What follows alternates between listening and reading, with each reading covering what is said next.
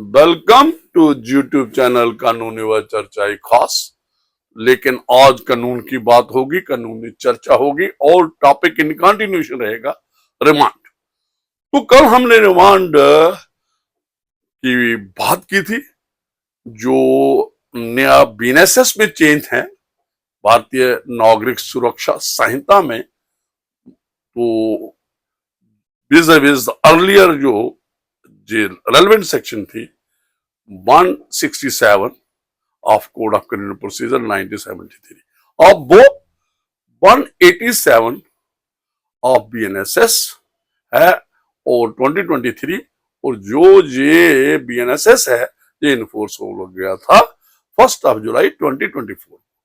तो हमने कल जो चर्चा की थी वो कन्फाइन थी कि क्या ये जो पीरियड है, एक बात आई थी जब ये बीएनएसएस लागू होने जा रहा था, जहां पार्लियामेंट में बात हो रही थी, तो जो पॉलिटिकल सर्कल में, जहां जो सोशल मीडिया, प्रिंट मीडिया, जहां वहां था एक कंफ्यूजन, एक का जो कन्फ्लिक्ट था, व्यू पॉइंट था कि जो, और बाद में जब भारतीय नागरिक सुरक्षा संहिता इन्फोर्स भी हो गई, तो ऑपरेटिव हो गई, तो उस वक्त भी यही था कि जो पीरियड ऑफ रिमांड है जे, और पर्टिकुलर पुलिस रिमांड जे बढ़ा दिया गया है, जब 40 डेज कर दिया है, जहां कहीं टोटल रिमांड 60 डेज है और जहां कहीं 90 डेज है वो 60 डेज कर दिया है जिन ऑफेंसेस में। तो मैंने इसमें काफी बालों में बार बार रिपीट नहीं करूंगा इस बात को, तो लेकिन हमने ये कल क्लियर किया था, आगे भी ये बात क्लियर है, लॉ भी क्लियर है, प्रोविजन भी क्लियर है 187 बीएनएसएस के, और सुप्रीम कोर्ट ऑफ इंडिया की जजमेंट में मैंने रेफर करके ये कहा था कि total period of remand Cox's है ये बात का, वो वही 15 डेज रहा है, सिर्फ रेंज बढ़ाई गई है।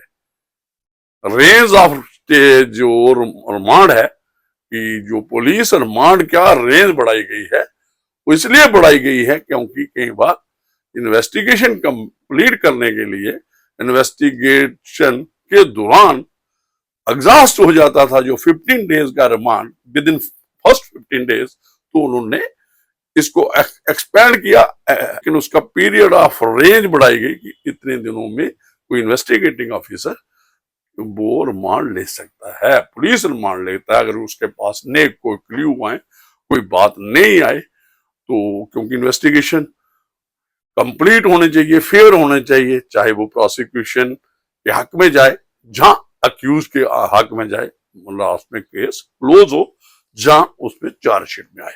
जो रेलेवेंट सेक्शन है 187 जो डिफॉल्ट बेल के साथ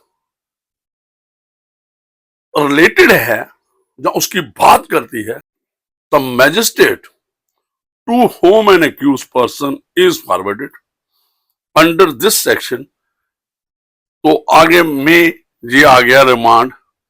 जैसे मैंने पहले बात की कि पुलिस रिमांड कितना देना है 15 डेज, तो रेंज कितनी है वो भी बात हुई, तो टोटल रिमांड है 60 डेज कुछ ऑफेंसेस में, कुछ में है 90 डेज।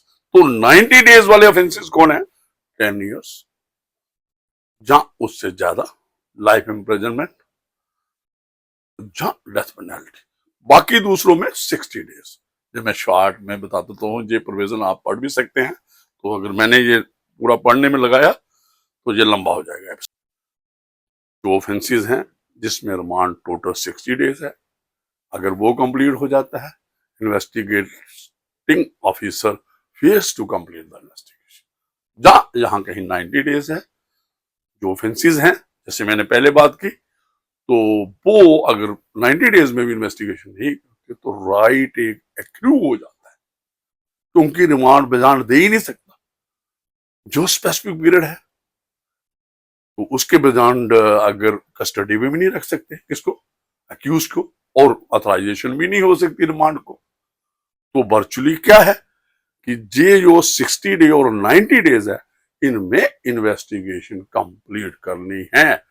जो ऑफेंसेस 90 डेज के रिलेटेड है रिमांड के, जहां कहीं रिमांड 90 डेज तक है, और जो ऑफेंसेस हैं जिनमें रिमांड अप टू 60 डेज है।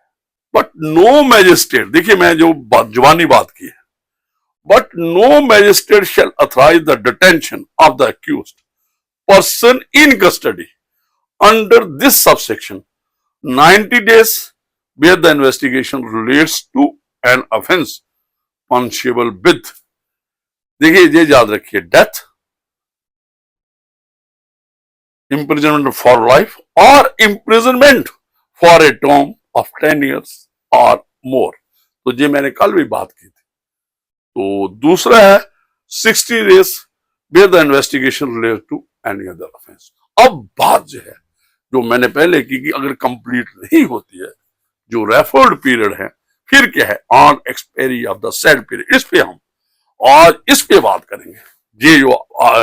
ये मैंने अभी स्टार्ट किया पढ़ना, on the expiry of the said period of 90 days और 60 days, जो भी इसकी भी जो ऑफेंसेस रिलेटेड हम इन्वेस्टिगेशन कर रहे हैं, as the case may be the accused person shall be released on bell.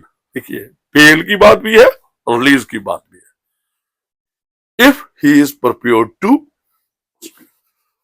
वो रेडी भी होना चाहिए, एंड डज फर्निश बेल, और उसको उसके पास बेल बॉन्ड फर्निश करने के लिए छोटी भी चाहिए, ये भी बात है। And every person released on bail, तो ये जो बंदा डिफॉल्ट मेल में, जो अभी मैं इस पे डिटेल बात करूंगा, अंडर तो deem to be so release, अगर वो रिलीज करता है डिफॉल्ट बेल दे देता है, अक्यूज्ड फर्निश कर देता है बेल बॉन्ड्स और अप्लाई करता है, अप्लाई भी करना है, जेबी डिपेल्व हो गया, तो उसने अपना राइट जो है डिफॉल्ट बेल का वो एक्सर्ट करना पड़ेगा, अप्लाई करना पड़ेगा उसको।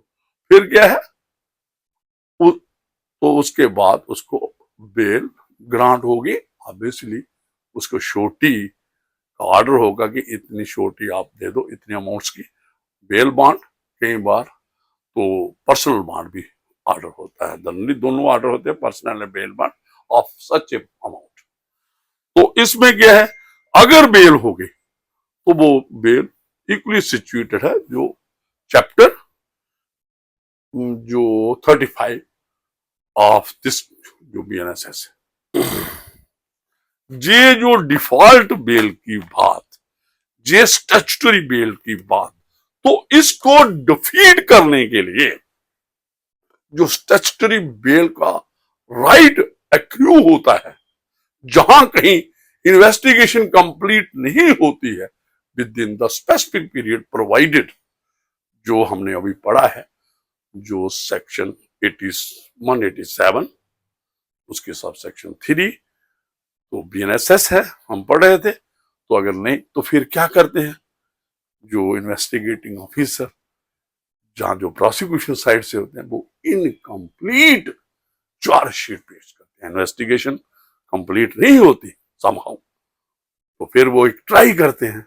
और अगर देखिए एक्सप्लिसिटली अगर ये देखता है मैजिस्ट्रेट जिसके पास वो चार्जशीट आती है, तो वो देखता है यार ये तो जो इनकम्प्लीट इन्वेस्टिगेशन है, ये चार्जशीट कंप्लीट नहीं है, जो हमें चाहिए, जो रेलेवेंट प्रोविजन था कोड ऑफ क्रिमिनल प्रोसीजर का, जो चार्जशीट के जहां इन्वेस्टिगेशन कंप्लीट होती है और चार्जशीट का रूप लेती है, तो वो उसके मुताबिक ये कंप्लीट नहीं है, अभी बहुत कुछ करना बाकी है। तो इन शॉर्ट इनकम्प्लीट है, और खुद ही इन्वेस्टिगेशन ऑफिसर लिखता है कि मुझे सप्लीमेंट्री चार्जशीट पेश करनी है और फर्दर मैंने इन्वेस्टिगेशन करनी है इन टर्म्स ऑफ सेक्शन जो पहले थी 173 subsection 8 of code of criminal procedure. तो अब भी वही चीज कोड ऑफ क्रिमिनल प्रोसीजर में फर्दर इन्वेस्टिगेशन का इन्वोक करना चाहता है। BNSS का रेलेवेंट प्रोविजन आई थिंक 187(8) होगा उसी के मुताबिक, तो वो कोई बरबटम सेम है। तो अगर इस किस्म की इनकम्प्लीट चार्जशीट होगी तो वो राइट उसका इनकम्प्लीट चार्जशीट फॉर्म फाइल करके, तो अक्यूज का राइट आप नहीं ले सकते, उसका राइट को डिफीट नहीं कर सकते, उसका जो स्टैट्यूटरी राइट मैंने कहा पहले। और अब वो आर्टिकल 21 की जो इंटरप्रिटेशन आई है, जो कॉन्स्टिट्यूशनल कोर्ट्स ने की है, तो वो तो फंडामेंटल राइट की बात होती है। तो ये जो मैं इसी के रिलेटेड बहुत सी जजमेंट यू विल फाइंड, ये जो डिफॉल्ट बेल, और मैंने ये भी बात की है कि अगर उसने स्टैट्यूटरी बेल लेनी है तो ही मस्ट बी रेडी। तो उसने रेडी मीन कि आप उसने एप्लीकेशन फाइल करनी, जो भी अपना एडवोकेट होगा, जहां हमारे आजकल तो जो डिफेंस लॉयर भी प्रोवाइड करती है गवर्नमेंट, जो है लीगल सर्विस अथॉरिटी के लोग हैं, वो काफी एडवोकेट हैं, वो असिस्टेंस प्रोवाइड करते हैं, वो उसकी तरफ से ये एप्लीकेशन फाइल कर सकते हैं जो बेल की है, स्टैट्यूटरी बेल की है। और वो बाद में अगर उसके पास बेल बॉन्ड होंगे, पर्सनल बॉन्ड वो फर्निश करेगा, बेल बॉन्ड करेगा, तो वो भी रिलीज ऑन स्टैट्यूटरी बेल। जो तो अगर नहीं करेगा तो obviously in default of bail he will continue जो कस्टडी में रहेगा, जो और ये कस्टडी जो जुडिशियल कस्टडी होती है। और इसको आप यू विल फाइंड, आपको याद होगा 309 of code of criminal procedure में इस कस्टडी का जो रेफरेंस होता है। तो और इसी किस्म, और ये जब आप किसी भी क्रिमिनल ट्रायल में जब सब डेट डालते हैं, तो अगर उसकी बेल ना होती है कि जो जुडिशियल कस्टडी में हम उसको नेक्स्ट डेट के लिए रखते हैं, तो वो ही रिमांड, हम उसको रिमांड बोलते हैं, वो 309 जो कोड ऑफ क्रिमिनल प्रोसीजर का था वो उसको रेगुलेट करता था। ये मैंने अपनी बात डाली। और वैसा ही provision you will find verbatim in corresponding provision जो होगा वो बीएनएसएस में है। तो अब हम ये जो मैंने बात की, तो मैंने आपको पहले भी है कि मैं एक रेलेवेंट जजमेंट भी डाल देता हूं, अदरवाइज लॉ इज क्लियर कि इनकम्प्लीट चार्जशीट स्टैट्यूटरी बेल जो राइट एक्यूज का डिफीट नहीं होता, ये वो ही कैन क्लेम। और ये देखना है मैजिस्ट्रेट जो है कि भाई इसका राइट जो बाय फाइलिंग इनकम्प्लीट जो अक्यूज का है वो डिफीट ना हो, उससे डिवार ना हो। तो ये उस पर जो भी मैजिस्ट्रेट साहब हैं वो देख सकते हैं, जैसे मैंने कहा। और अगर उसने खुद ही रिक्वेस्ट की है कि मुझे फर्दर इन्वेस्टिगेशन करनी है, तो ऑब्वियसली ये इनकम्प्लीट है। तो इनकम्प्लीट इन्वेस्टिगेशन में तो उन्होंने जो पीरियड है, अगर वो कस्टडी में एक्यूज है तो उसको स्टैट्यूटरी बेल का राइट है।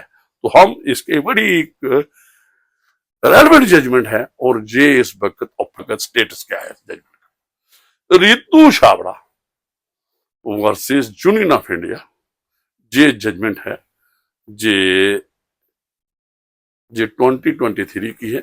और जस्टिस कृष्णा मुरारी जे और उनके साथ हैं सीटी रवि कुमार, ये दो जजेस का बेंच था जिन्होंने ये जजमेंट दी है। तो इसमें काफी जे पुराना केस है, 2023 का है, तो इसलिए इसमें section 167 code of criminal procedure 1973, तो इसमें मैं जो पढ़ दूंगा, जो हमने पहले बात की जवानी, filing incomplete chargesheet without completing investigation would not extinguish the right of accused to get default। ये डिफीट नहीं हो सकता, एक्सटिंग्विश नहीं हो सकता अगर अक्यूज्ड बेल एप्लीकेशन फाइल करके ये राइट अपना क्लेम करता है और बेल, पर्सनल बेल बॉन्ड जैसे ऑर्डर किए हैं डिफॉल्ट बेल देखते हुए, ऑनरेबल हाई कोर्ट जो भी कोर्ट है, मैजिस्ट्रेट साहब हैं, जज साहब हैं, तो वो ऐसा नहीं है। तो ये एक बहुत वंडरफुल जजमेंट है। इसी को क्लियर करना है कि भाई ये इनकम्प्लीट जो इन्वेस्टिगेशन के रिलेटेड जो चार्जशीट है, तो इसमें काफी जजमेंट पहले भी है। M Arvindran versus J IB directed है रेवेन्यू इंटेलिजेंस, जे है state of Bihar and others versus JAC Saldanha and others ये भी जजमेंट रेफर हुई है। और प्रिलिमिनरी इन्होंने ऑब्जेक्शन लिया था कि ये रिट पिटीशन फाइल हुई है, एसएलपी करने चाहिए, तो उन्होंने कहा नो, ये फंडामेंटल राइट है और आर्टिकल 32 इन्वोक किया जा सकता है। इन शॉर्ट जो जे प्रिलिमिनरी ऑब्जेक्शन को ओवररूल किया था, जो रेज हुआ था, और इसमें के Puttaswamy and another versus Union of India की बात हुई। ये है, इन्होंने ये बात की, एक constitutional democracy can survive when citizens have an undiluted assurance that rule of law will protect their right and liberties against any invasion by the state, and that judicial remedies would be available to ask searching questions and expect answers when a citizen has been deprived of these most precious right। तो rule of law की बात हुई और ये fundamental rights की बात हुई, और कहा कि जहां डेमोक्रेसी है तो रहा डोमिनेंस रूल ऑफ लॉ ही रहेगी। सत्येंद्र कुमार अंतिल वर्सेस सीबीआई का केस भी रेफर किया, डिस्कस किया है पैरा 2020 को, तो ये मैं थोड़ा पढ़ दूंगा, ये रेलेवेंट है। Further the legal position was again reiterated, वही legal position, incomplete chargesheet, right of the accused to seek bail in Satinder Kumar Antal and CBI and other, wherein it was held that section 167 2 of Code of Criminal Procedure is limb of Article 21 of the Constitution of India, and as such the investigating authority is under constitutional duty है, obligation to expedite the process of investigation। जो statutory period है उसमें complete करें, expedite करें investigation with in the stipulated time, Fehling विच, जो इसमें सतिंदर कुमार एंथल में बात हुई है, the accused is entitled to release on default में, तो वो उसका राइट बन जाए। राइट भी कौन सा, जिस सतिंदर कुमार ने भी रिट्रीट किया है कि वो राइट है फंडामेंटल राइट, तो ये भी बात इसमें आई।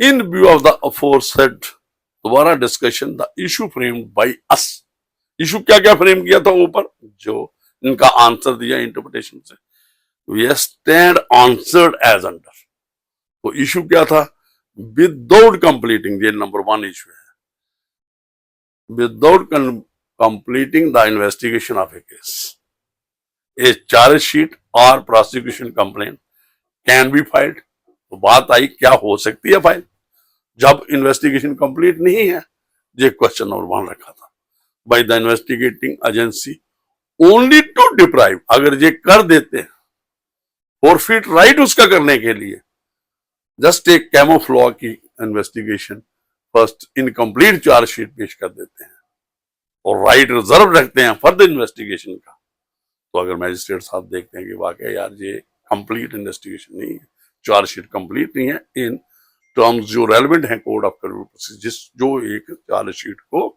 कंप्लीट बनाती है और जिसमें खुद ही उन्होंने कहा कि फर्दर इन्वेस्टिगेशन को हमें अब कर रहे हैं, इट मीन्स कि इन्वेस्टिगेशन कंप्लीट नहीं है।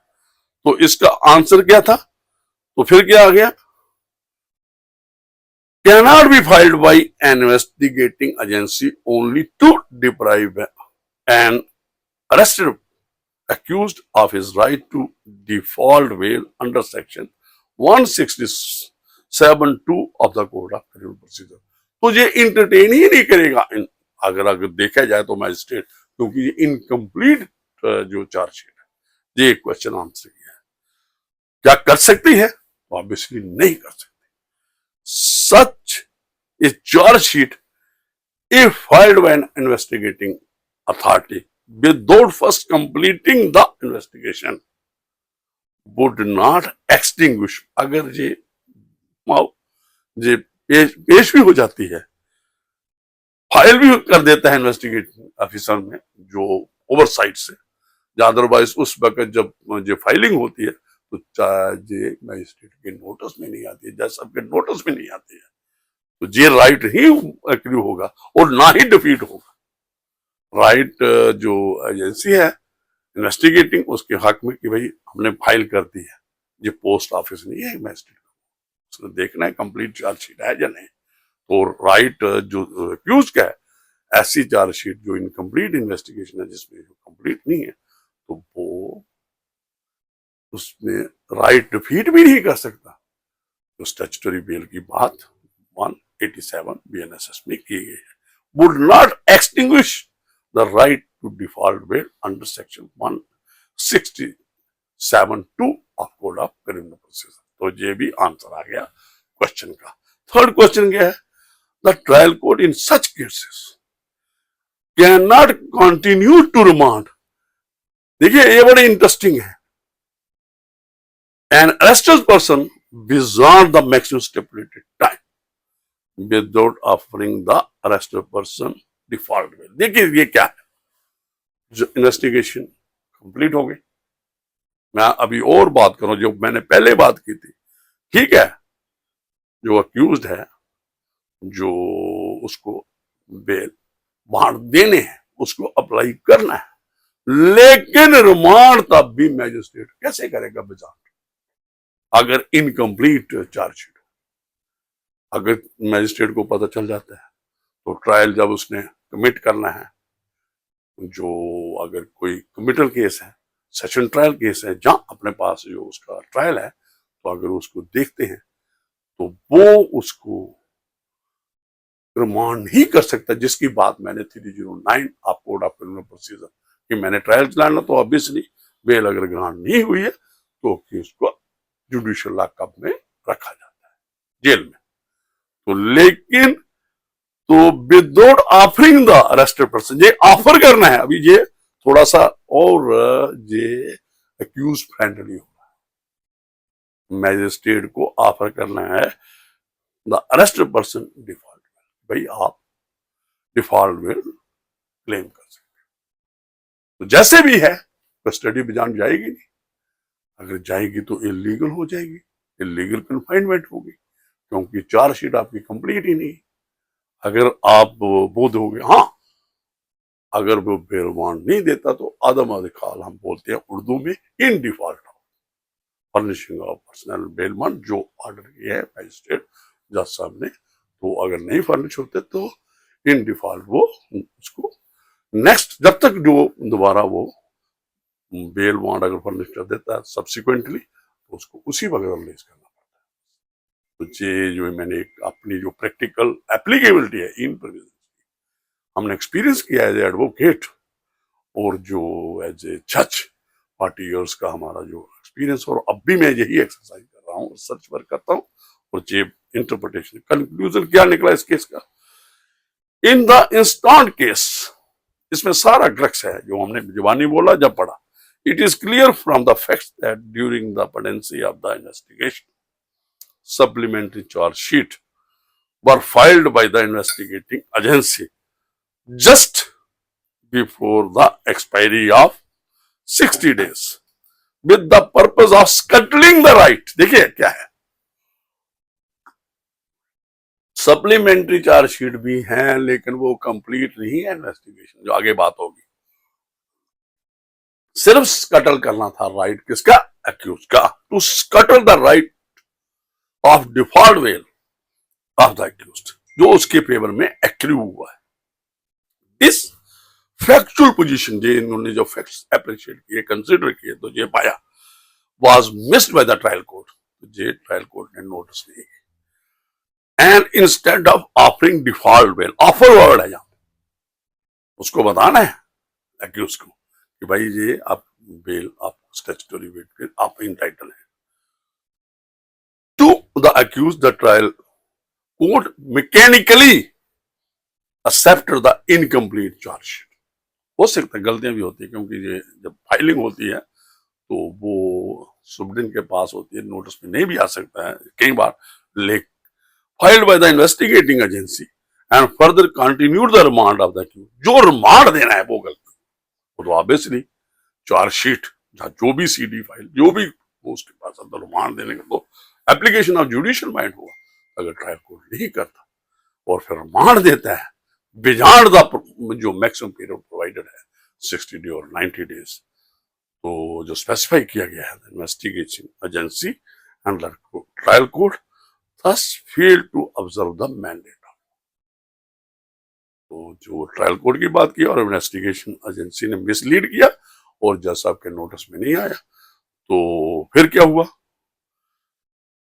उससे क्या हो गया, and acted in a manner which was manifestly arbitrary and violative of fundamental rights granted to the accused. ये जो फंडामेंटल राइट आर्टिकल 21 की बात हुई, even at the cost of repetition, the para 34 is to ensure that no accused person is subject to unfettered and arbitrary power of the state. The process of remand and custody in their practical manifestation create a huge disparity of power between arrest and the remand, are extremely crucial for smooth functioning of the investigation authority for the purpose of attaining justice। Justice की बात है तो अगर attain justice करना है तो ये disparity की वो प्रमाण हम विधान नहीं दे सकते। therefore it becomes essential to place certain checks and balances upon the investigating agency in order to prevent the harassment of the accused person at their hand। With the above findings and conclusions, the interim order of bail passed in favor of the accused is made absolute, and the present writ petition is accordingly disposed of, virtually allowed। तो ये जो judgement है बड़ी important judgement है। तो इस judgement ने जो इन्वेस्टिगेटिंग एजेंसीज है इनको रेगुलेट किया, तो इनको कंट्रोल किया। जो जैसे जे प्ले करते थे बाय फाइलिंग इनकम्प्लीट चार्जशीट, और ये जो अक्यूज का राइट था डिफॉल्ट बेल का, स्टैट्यूटरी बेल का, जो फंडामेंटल राइट आर्टिकल 21 रिकॉग्नाइज करता है उसको डिफीट करने का। तो ये जो मेरे नोटिस में आई जजमेंट बहुत इंपॉर्टेंट है। ये इसको मैं रिपीट कर देता हूँ। इसका यह Ritu Shawaria versus Union of India, तो ये 26 अप्रैल 2023 की है। लेकिन उसके बाद ये एक डेवलपमेंट हुई है इसी जजमेंट के रिलेटेड। ये बाद में क्या हुआ है, एक इसका रिव्यू पिटीशन फाइल हुई, रिव्यू पिटीशन भी डिसमिस हो गई। ये भी है सुप्रीम कोर्ट ऑफ इंडिया ने, Supreme Court dismisses CBI's review petition against Ritu शावड़िया।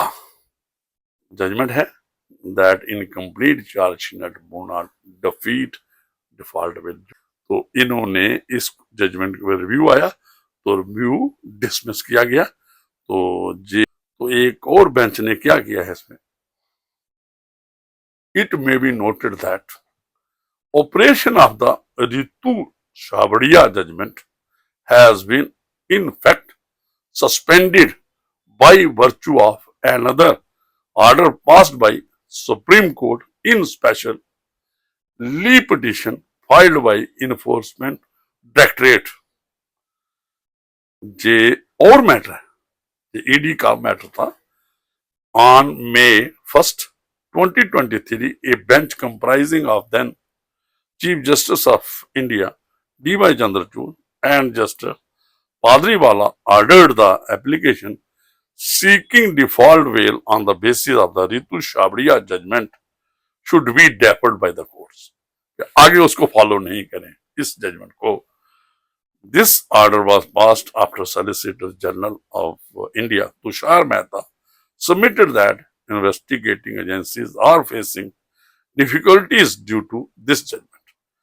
The said SLP of ED is still pending, which means the operation of Ritu Shabadiya judgment continues to be in abeyance despite the dismissal of the review। Petition, ये मैंने live law का reference दिया है जो जिसमें review की बात हुई है, और जे 8 अगस्त 2025 में जे लाइव लॉ में यू फाइंड जो मैंने नोट अभी पढ़े कि रितु शाबरिया केस में जो हमने जजमेंट की है कि default will statute right, fundamental right बन जाता है एक्यूज का अगर कंप्लीट नहीं इन्वेस्टिगेशन होती, और चार्जशीट ऑब्वियसली उसको कंप्लीट नहीं माना जाता। तो लेकिन इस जजमेंट के बाद रिव्यू पिटीशन दायर हुई, वो भी डिसमिस हुई, लेकिन एक बेंच ने इसको जो हमने अभी पढ़ा जो लाइव लॉ पे है जे है, उसने कहा कि जे जजमेंट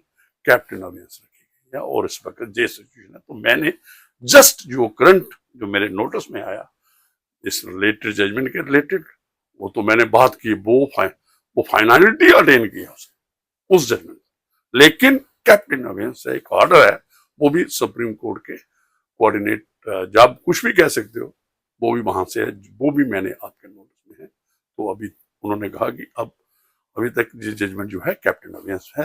नेटवर्क है लाइव लॉ का 8 अगस्त 2025 को ये एक आर्टिकल लिया है जिसमें इसका भी जिक्र है रितु शाबरिया केस का, और उसके बाद जो हमने आज डिस्कस किया, और उसके बाद एक स्पेशल लीव पिटीशन जो ईडी ने फाइल किया उसमें इसको कैप्टन अवेंस रखा है, डीवाई चंद्रचूड़ के बेंच, और उनके साथ थे जस्टिस पारदीवाला। तो जे अब इनके जो इस न्यूज से है कि अभी जे कैप्टन अवेंस में है जे जजमेंट रितु शाबरिया। तो जे जज का एपिसोड किया, आज मैंने डिफॉल्ट फाइल की, कल इसी के रिलेटेड एक और टॉपिक जो भी लीगल पॉइंट होगा, जो रेलेवेंट प्रोविजन है, मैं आपसे नेक्स्ट एपिसोड दोबारा डिस्कस करूंगा। इसी और भी बातें हैं, तो मुझे दीजिए इजाजत, काफी है आज के लिए, मुझे दीजिए इजाजत। Thank you ma'am.